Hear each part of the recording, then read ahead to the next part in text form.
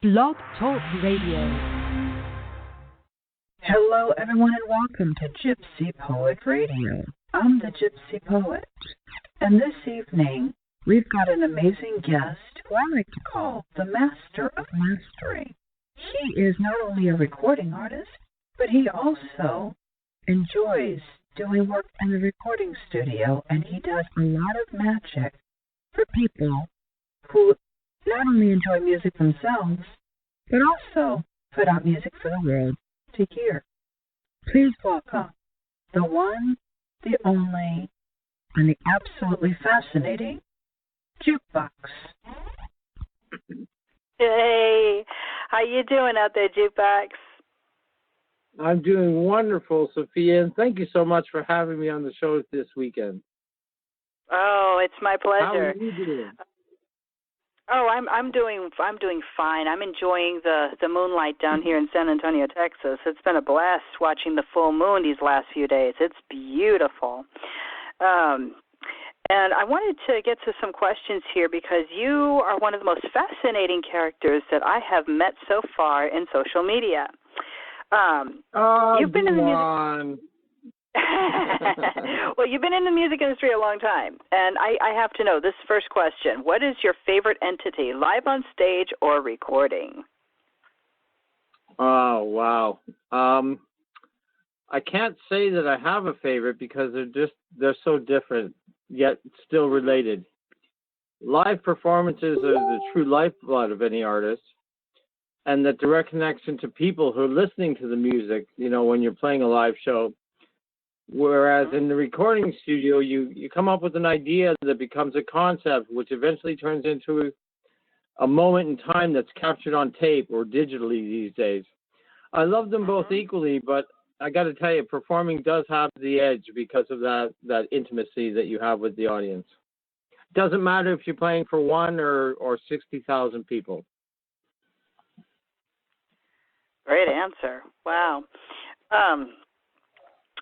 I know that you've lived in various different places, especially in the U.S. alone, but I want to know where you're from originally. Well, I was born just outside of Boston. I grew up for a couple of years in Rochester, New York, and then my family moved up to Toronto when I was very young.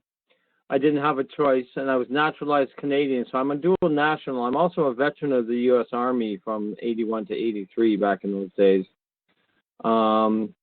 But I left Canada at the age of 15. I went to LA with a band. We thought we were going to change the world in the music business.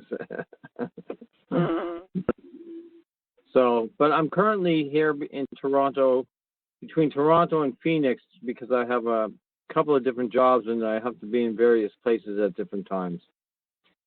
But I'm currently talking to you from Toronto. Mm-hmm. Very interesting. There is a question I did want to throw in. First of all, I want to know what you love about songwriting. Well, myself, I primarily write story songs because I love having just a limited space to tell the whole story. And that your selection of your words, the crafting and the placement of each word always has been a part of my passion in music that I write. And I write a lot of songs, but they're all stories, and I call them story songs. Mm-hmm. Interesting. Have the places that you traveled inspired any of your songs? That's the question I wanted to throw in. Well, absolutely. I mean, the fact that in reality I get paid to just travel the world and be an observer and write about the things that I see. And, even Woody Allen said that 99% of life is just showing up. So you never know what's going to happen. If you're somewhere, then you have the opportunity to view something and then maybe write about it. If you don't go anywhere, you don't do anything. What are you going to write about? Oh, exactly. You're right about that. And speaking of which, since you even mentioned Woody Allen, I want to know, who is your inspiration in music or outside of music? Wow, I've had so many inspirations, both musically and otherwise. I really couldn't nail down this question if you gave me a huge hammer and large-headed nails. I was very fortunate. My family, my parents made sure that us children were very cultured, had a very cultured upbringing, and for that I owe them a debt of gratitude to my parents. I like that answer. That's a wonderful answer. Was it even through them that you realized that music is your calling? Or I should ask, when did you realize that music was your calling? Well, it might sound unbelievable, but I believe I was about 7 years old. I had made, there's a picture floating around in my family somewhere of me at 7 years old with long hair, and I had made a guitar out of wood and elastic bands, and I'm standing on my bed in my flannel pajamas, with long hair and a guitar on, and so I think I've known since about 7 that I wanted to be an entertainer and I wanted to play music for people and travel the world and let that be my epitaph. Mm-hmm. And speaking of which, how did you get introduced to music? Well, I grew up in the 60s, Sophia. Mm-hmm. So it wasn't hard to be exposed to great diverse music of the period. I mean, we had everybody. On top of that, I had 2 older siblings, one which was 7 years older than me and one that was just about 2.5 years older. And the first concert I went to without my parents, I went with my brother and my sister and there's some other friends. I saw the Beatles in 1966, Maple Leaf Gardens in Toronto, Canada. 13th row floors on my older brother Joe's shoulders. I saw the Beatles, but I didn't hear them. Everybody, the girls were screaming too loud. And I was only 4.5, but I remember the whole show. I remember the whole experience. Wow, that's pretty awesome. And how did that make you feel? Well, I didn't really know what to feel. I just knew that there was something in me that said, that's what I want to do. I want all these people to be screaming after me. So whatever they're doing, I think I want to try to do that. So maybe the seed was placed when I was 4.5, and I didn't really start doing anything until I was about 7, where I used to do concerts in my basement to a variety of, I'd put an artist's album on and I would sing to the carpet and to the walls and put a show on for them at 7, 8, 9 years old. Oh, it's pretty phenomenal to know that you wanted to do music from the time you were that young. It wasn't that I just wanted to. I think it was a calling, and I didn't really have a choice. It was just, this is what you're supposed to be doing. And here I am 40-odd years later, and I'm still doing the same things. Understood. Yes, absolutely. Writing music, performing, helping musicians. That's a very big part of what I do is a lot of development deals, getting musicians ready, getting them signed to major labels. It's all part of my passion. And you live it well. I will guarantee you that. You do. You absolutely do. Genres of music. I know that you've worked with almost every kind of genre under the sun from what I've seen in your record and everything that I've researched about you. And I want to know, is there a particular genre that you like best? Oh, wow. Sophia, that's a great question. Let me break it down into a couple of different things. As a singer-songwriter, I prefer songs that tell a story, whether they're my own tunes or someone else's that I might be working on. I do prefer acoustic-based scenario songs, but then as a long-term, quote-unquote, studio rat, I work with any and all type of genres, and I don't really have a preference, regardless of whether I'm producing or I'm doing session work or I'm engineering or as a mastering engineer, which in the long run is what I've been trained to do. by several incredible mastering engineers. Shout out to Steve Carr at Hit and Run Recording Studios. So people saw something in me years and years and decades ago, took me under their wings, and I have in turn also passed on the knowledge to up-and-coming aspiring people in recording studios and otherwise. Oh, wow. So I guess there isn't really a genre. For me, the music is a genre unto itself. Yes, understood, yes. So now we're going to get to a bigger question, and this one I would assume and I would hope would take up some of the time here. Are there any bands that you've had the joy of meeting and working with? If so, what are they? Or who are they? Well, you know, I've been 40 plus years in the music industry. There's way too many to list. And I've never been a name dropper anyways. I find it a bit gauche. And on top of that, I have a stack of NDAs that keep me from mentioning certain people, places, songs. That's life in the business of music and the cost of doing business today. I can tell you that I know the Rembrandts. I've met them personally. I know Metallica. I've been on side stage for a Chicago concert in Amsterdam. I mean, the list is just so long. I could take up all the space, but I would be taking up too much space. I do want to promote somebody that just shared our link over here, Fingers in Sunshine. I am very proud of this band. Their frontman, Ron McKibben, you've got to be proud of him. I absolutely love him.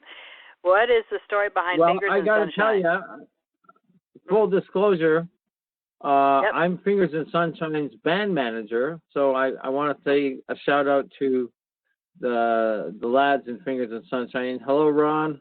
Hello, Dave. Hello, Larry. Hi, guys. Hello, Chris, Miss April, and Miss Shelley.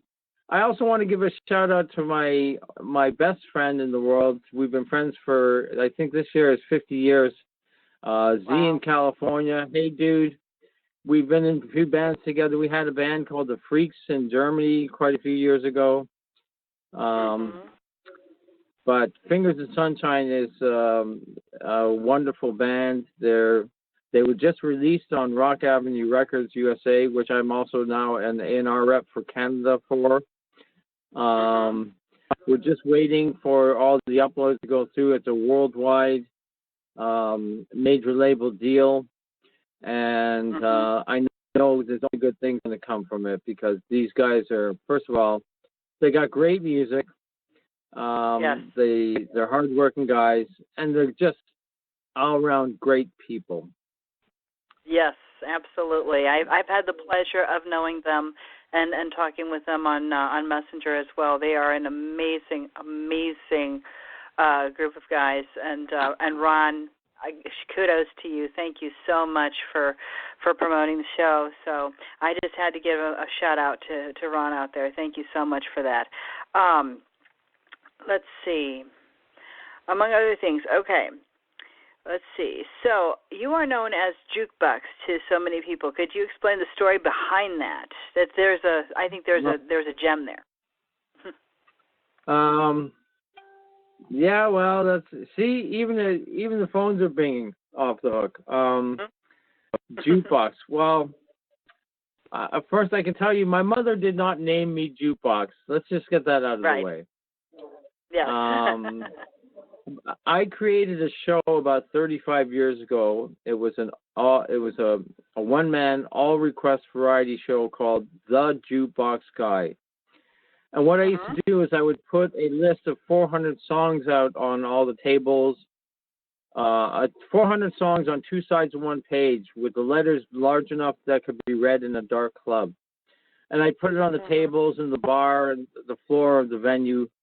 And I would let the audience pick the show all night long with no lyric sheets or sheet music. And for every one song on the list, there were 10 more in my head. And I guess at some point, people just started calling me Jukebox as opposed to, my name. And, I'm guilty of the same thing because I've traveled the world and played a lot of venues. And I, in turn, would usually remember people when I was touring by the requests that they came in and not their actual names. So it was like, oh, hey, how you doing, Hotel California? Hey, Mrs. Robinson. So people started calling me Jukebox, and eventually I succumbed and started calling myself Jukebox. And I like the uniqueness of it. And quite frankly, I am the Jukebox guy, and my brand is Jukebox. Yes, very much so. And I also have a little moniker for you, too. I call you the Master of Mastering. And I saw that. Yes. There's a reason for that. Thank you so much. Yeah, as a mastering engineer, people think that mastering engineers or mastering a song, that they can do it at home, or they can do it, they can use, now they have electronic AI mastering, but these mastering, they miss the mark. The first three things that you learn when you're training to be a mastering engineer is the first thing is intent. So you have to go at a song with what's your intent for this song, because what you're doing is you're taking, as a mastering engineer, you're taking the mix that comes from the studio and you're putting it onto the master that's going to manufacture CDs or albums or whatever the physical content that's going to be. So you have to make sure that, first of all, it sounds good on both a CD and an album, or even a cassette or a DAT tape or a DVD. On top of that, a mastering engineer you have to make sure that it sounds good on different platforms. For example, a home stereo and a car stereo. And then now we've got cell phones. So you want to make sure that it sounds good on a cell phone that's without earbuds or headphones. You want to make sure that it sounds good with headphones. You want to make sure it sounds good with earbuds. So I think people take mastering engineers a little bit for granted. They don't realize what they do, but it is the highest paid discipline in the music engineering field, because it's a completely different discipline than even recording as an audio engineer. It's something completely different. And I've been very fortunate.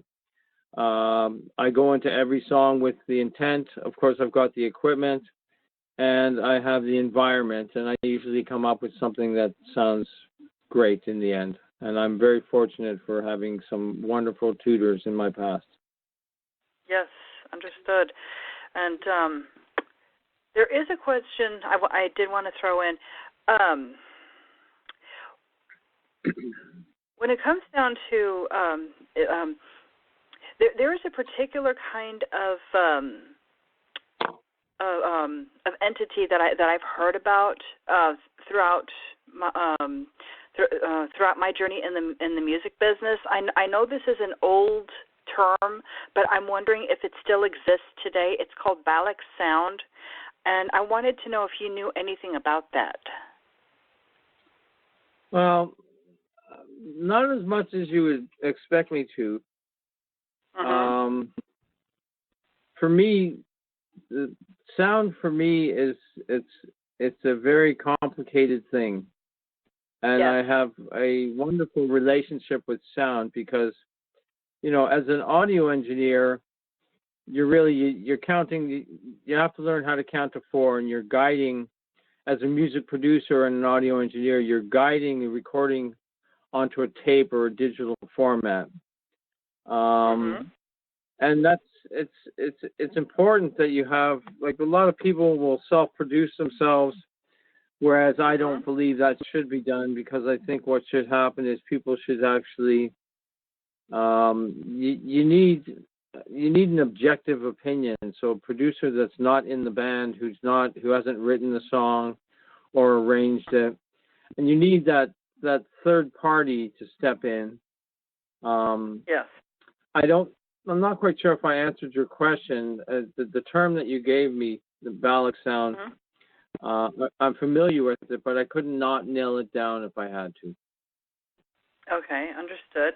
Yeah, it was just something that that I came across in my research of the history of recording, and so I just wanted to know if you had some idea of it, and so I wanted to throw that in there because it just left an impression when I was doing my research, so I feel like I had to ask that. If anything, I know that we have access to certain kinds of applications and machinery. Like today, for example, one of the most popular, the one that I use, is GarageBand, and I do see that this is an amazing application because it does create crystal clear sound. I was wondering, do you recommend that for aspiring musicians or aspiring songwriters? I do. I actually recommend GarageBand is a good one. I recommend anything that somebody feels comfortable with because you want to feel comfortable when you're recording. Recording can be very undaunting because a lot of people just think, oh, you turn on the tape and there you go. But that's really not how recording goes. What you're trying to do is you're trying to capture a moment in time on tape or on a digital format for that matter. And I mean, whereas ballad sound, it really refers to like dampening and huge selection of the way that you would compress or you would dampen down the song to sort of fit it all in to a recording, whereas we've come a long way, and things like what you're talking about are wonderful tools for new up and coming people, but they don't excuse me, they don't stand anywhere close to the going into a proper recording studio, which I still recommend. Yes, you're going to pay a lot more money, but you're going to feel like the artist that you are. You're going to look around. You're going to see that long board. You're going to see beautiful sound rooms. You're going to see instruments. You're going to see wall treatments, and you're going to see isolation booths and stuff like that. And it's just, I think an artist really deserves to have that whole experience as opposed to just sitting in their room or sitting in their house or sitting in their home studio and doing it only with GarageBand. Don't get me wrong, GarageBand is good. I recommend it to people that want to get it. It is one of the better ones out there. But it's really just simplification of being able to do recordings as opposed to going into a recording studio, which is a very complex procedure to start with. Understood. Yes, absolutely. All right, now we're getting down to the last question of the evening. It's I love this question. Hit me up. Okay, what do you want to accomplish in the year 2020? This is a big one because there's a lot of resolutions just around the corner for people, and I want to know what you want to accomplish, whether it be one or many. Well, first of all, my New Year's resolution for the last many decades has been that I do not make New Year's resolutions. Okay. And I've been really good at keeping it. For me, 2020 is going to be a very busy year. Between managing a great band, Fingers and Sunshine, working as an A&R rep for Rock Avenue Records USA out of Los Angeles, working closely as the COO of North America and the Secretary Director on the Board of Directors of Bandemonium LLC, and of course mastering music projects from around the world. I think I'll accomplish tons this coming year. And I really can't wait because, I just for me, I live a very strange life. Every day is Monday for me, and people say, well, that's crazy. Why wouldn't you pick Friday? Well, for me, it's Monday because Monday is the beginning of the week and you get up and you got lots of things to do. Well, every day is Monday for me because I always have lots of things to do. And I try to get them done in a timely fashion. I would like to, before we end, first of all, I want to thank you so much, Sophia, for this featured artist spot on your Gypsy Poet radio podcast. Yes, thank you. I'd like to give a couple of shout-outs first to Laura Whelan and Storm to Marianne Hartman and Louis Espinoza at Rock Avenue Records USA. You guys all rock. Then of course Ron and Dave McKibben and Larry and Chris from Fingers in Sunshine. I mean, I could go on all night long just giving shout outs, but I think the real shout out needs to go to you because you do such a great job with your podcast, and I'm really proud to be a part of it. Oh, I'm very proud to have you as part of my growing GPR family. I mean, the guests that I've had on my show in the last few months have been truly, truly amazing. And some folks that have been promoting my show on Facebook and various other places on social media has been a joy to watch. As a matter of fact, I love the idea that I'm bringing people together with my radio show, and it's definitely bringing some joyful aspect in their lives, knowing that there's something different and maybe a little bit unconventional and out of the box, which really that was the whole purpose of it. So again, it's a joy having you on the program, and also our friendship has grown a lot, and I've been taking a lot of your advice. And you have proven yourself quite a bit, and I appreciate that. I appreciate everything that you've taught me and that you've told me, because it has manifested and it's come alive. And I've seen, and also what I've seen in the group pages such as Bandemonium, and I think was it Musicians United, and watching Figures in Sunshine grow. Musicians Unified. Unified, yes, thank you. Musicians Unified, thank you. And like I said, watching your work with Fingers in Sunshine is amazing. They're growing, they're expanding, and they're doing so many wonderful things. And I can't wait to see what they're going to do next. And you've really pushed them out there, which is amazing, which is truly amazing. And among other things, there is something that you did show me. You show me the difference in how something should be heard, and that to me is a really big deal, because first of all, I'm sensitive to vibration, I'm sensitive to sound, but I'm also sensitive to lyricism, and that is a very important lesson that I've learned through you. So eternally, I'm grateful for that, and It's an amazing journey to see, to watch you do the things that you do with so many different bands, and that in itself is a gift. So if anything that I'm hoping for myself for 2020, it would be to watch you grow and to watch you guide others, so I learn from them as well. So truly, I'm enjoying the journey along the way. Well, thank you so much. I mean, what I do with bands and with Bandemonium, and it's really, it's all just musicians helping musicians. I mean, we stand on the shoulder of giants is an old saying. Yes. And it's really, the people that have mentored me throughout my years, and I still have mentors to this day. And I still am in touch with some of my mentors from 40 and 30 odd years ago. Like on a weekly basis. Even my best friend, Z in California, where I just gave a second shout out to. We've been friends for it's 50 years this year, and we still speak all the time. And he's in Los Angeles, and I'm between Toronto and Phoenix, and there's something about loyalty and friendship and having. I still keep in touch with, I would say, 95% of all the musicians I've ever worked with in my 40-odd years in doing what I do. And I guess we keep in touch because, it's a never-ending journey, unless you let it end.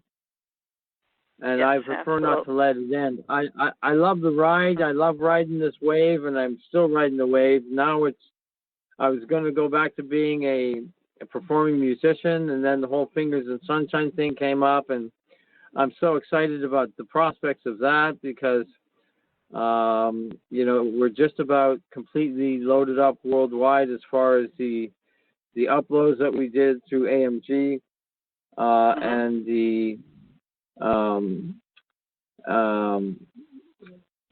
the Orchard Enterprises, which is a wholly owned subsidiary of Sony. So things are looking up, and I'm really excited about the future. Awesome. All right. Thank you so much, Ron. I hope that y'all enjoyed the show, and I definitely hope that everybody listening will tune into this podcast. And thank you so much again, Jukebox, for calling in. And I hope that the rest of the shows turn out to be as wonderful as this one. Thank you guys for tuning in and listening. And thank you so much, Ron. It was a joy to have you on the program. You're more than welcome. Thank you so much, Sophia. And thank you to all the people out there listening. Go and check out Jukebox and subscribe on YouTube. The Jukebox Guy is my channel. You can find me on Facebook and under Jukebox. Go ahead and put a like there. Invite all your friends to put a like as well. And keep on jamming and keep on playing and just keep that inspiration. Keep doing your podcast. You're doing wonderful things for musicians. Oh, thank you so much. All right, guys, this is the Gypsy Poet signing off saying adios for now. And thank you again, Ron. You're welcome. Adios. Bye-bye, folks. Awesome.